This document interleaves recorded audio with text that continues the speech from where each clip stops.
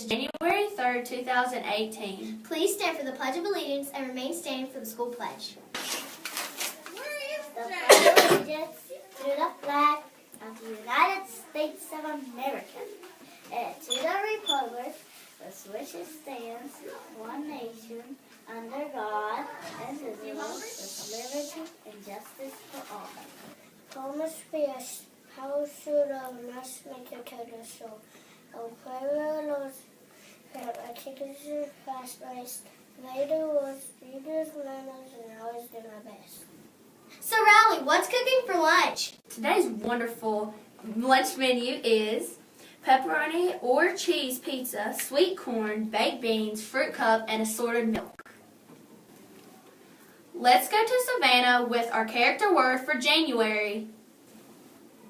January's character word for this month is forgiving. Being forgiving means to stop blaming someone and stop being angry with someone who has done something wrong, even if they haven't said sorry. Let's work on being forgiving today. Bye. So, Riley, what's today's special report? Today's special report is the fun fact.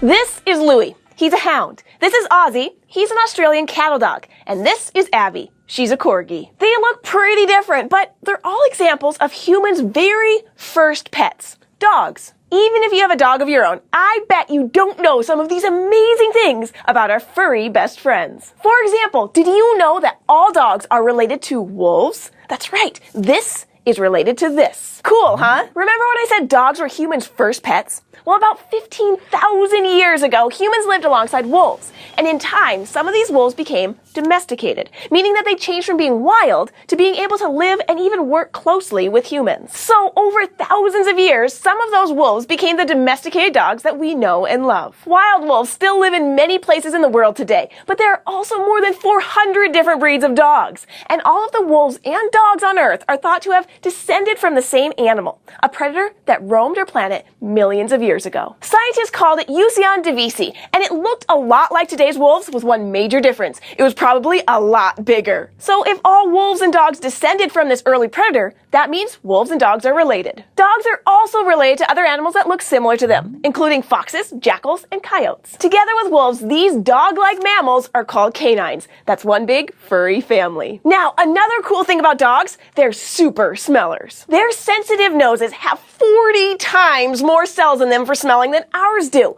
Plus, they have the ability to wiggle their noses in ways that we can't. And that's not just a neat trick. By wiggling each nostril separately, dogs can figure out which direction a smell is coming from. So when they're born, puppies can't hear or see anything, but they quickly learn to find their mom and other important things in the world around them by just using their sense of smell. Dogs also use their smelling skills when they meet new dog friends. Instead of shaking paws or barking to say hello, dogs sniff each other's butts. Dogs don't recognize each other by name or even by looks. They identify other dogs by how they smell. That's where they sniff because all dogs have special scent glands on their rears, and dogs use those scents to learn about each other. By sniffing, a dog can tell if another pup is young or old, a boy or a girl, if he's sick or healthy, and even what kind of mood he's in. Not all dog sniffing involves butts, though. Lots of dogs put their powerful sense of smell to use in other ways. Some dogs can sniff out and rescue people who are lost. Some hunt for escaped criminals, and a few are even being trained to sniff out deadly diseases. That's awesome! Super dogs to the rescue. And lastly, our third cool thing about dogs, some of them can remember more words than a baby person. Even though they can't talk, dogs make great listeners. Most of them can understand about 165 words,